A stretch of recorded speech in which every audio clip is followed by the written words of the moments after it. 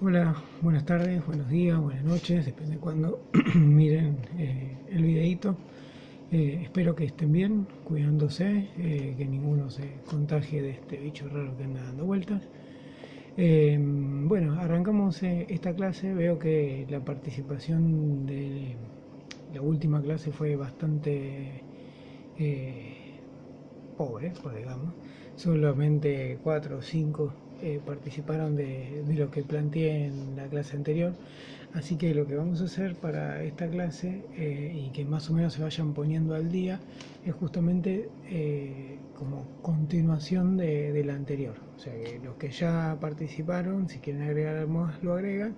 Si no, la consigna es la misma, pero sumando lo que vamos a ver ahora, porque igual entra digamos, valga la redundancia, dentro del mismo proceso que estamos viendo, que son las guerras por la independencia.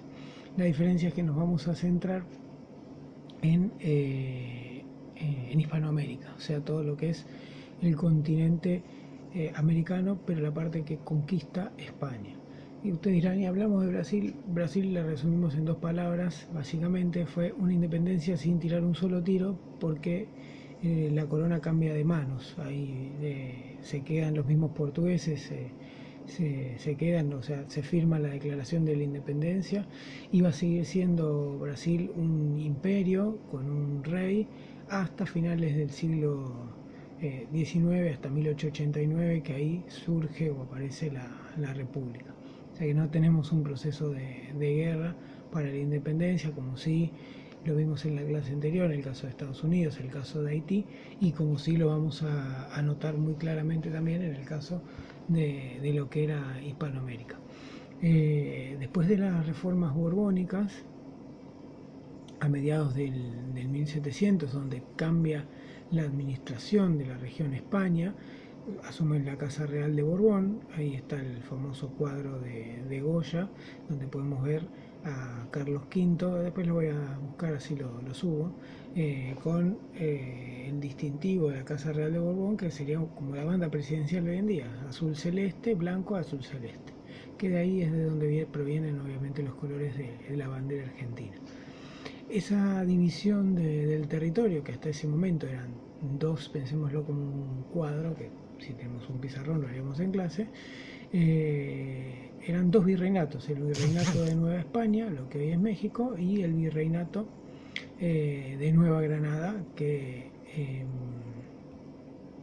perdón, y el virreinato del Perú, que comprendía toda Sudamérica. Eso se va a dividir, ¿sí? Sobre todo el virreinato del Perú, va a aparecer el virreinato de Nueva Granada y el virreinato del Río de la Plata. Una cuestión básicamente administrativa y de recaudar mayor cantidad de impuestos. A partir de lo que va a ser la invasión de Napoleón a España y a Portugal, es donde se empiezan a producir justamente las rebeliones. Llegan las informaciones y se van las rebeliones y las primeras juntas de gobierno en este mundo hispanoamericano, que va a arrancar desde México hasta el Río de la Plata.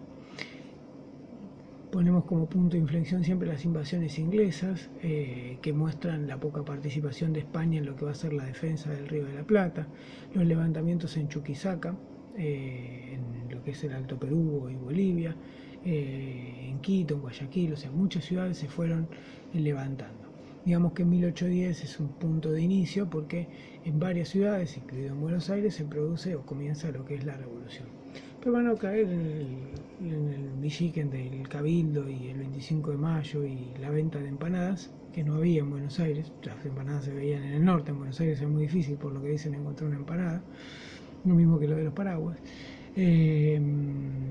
Hay que dividirlas en dos etapas, ¿sí? Una primera etapa que va a ir justamente desde 1806-1808 hasta 1814-1815, es una primera etapa de las guerras por la independencia, un proceso bastante descoordinado, ¿sí? Que tiene un punto de inflexión, porque se produce la reconquista española. Y la reconquista es que el rey vuelve a tomar el poder en España y todos los procesos revolucionarios como que empiezan a temblar.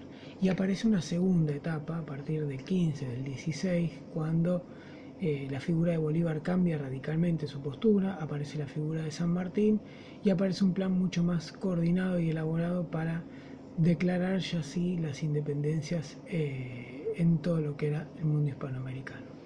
México por un lado, intentarán de México, antes de hacer lo que eran los Estados Unidos mexicanos, o lo que van a ser los Estados Unidos mexicanos, tratar de hacer un imperio también, pero eso no tuvo quórum, digamos, y declararon la independencia, la constitución, y conformaron los Estados Unidos mexicanos.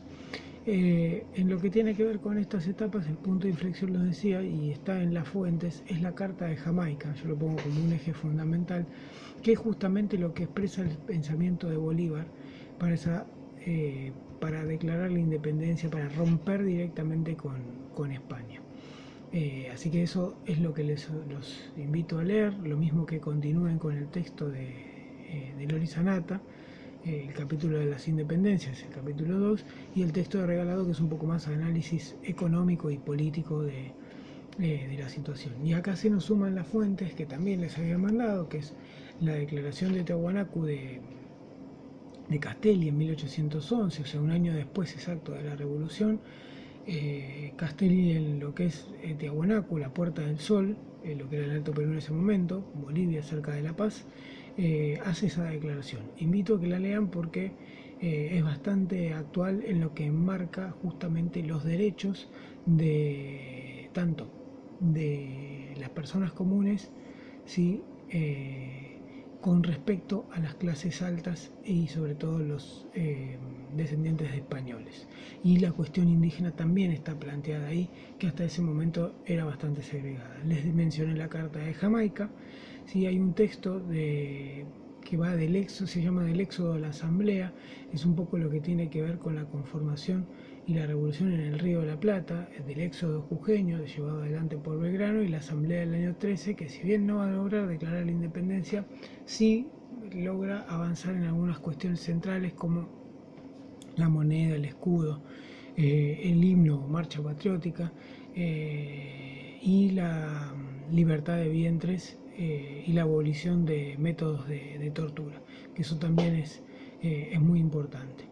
Y bueno, en la Carta de Jamaica, y está la invitación también al Congreso Anfictiónico de Panamá, escrito, se dice que por Bolívar, en realidad la invitación no la escribe Bolívar, pero más allá de quien la haya escrito, también es interesante leerla porque es un poco lo que se planteaba como proyecto de integración regional, y que eso obviamente se va a ver frustrado por diferentes factores, sobre todo factores internos que tienen que ver con los procesos centrífugos que se denominan, las élites locales que no les interesaba una integración sino cuidar su patrimonio. Estados Unidos también tiene que ver, no mucho, pero en esos momentos declara lo que es la doctrina Monroe, la que dice América para los americanos, y va a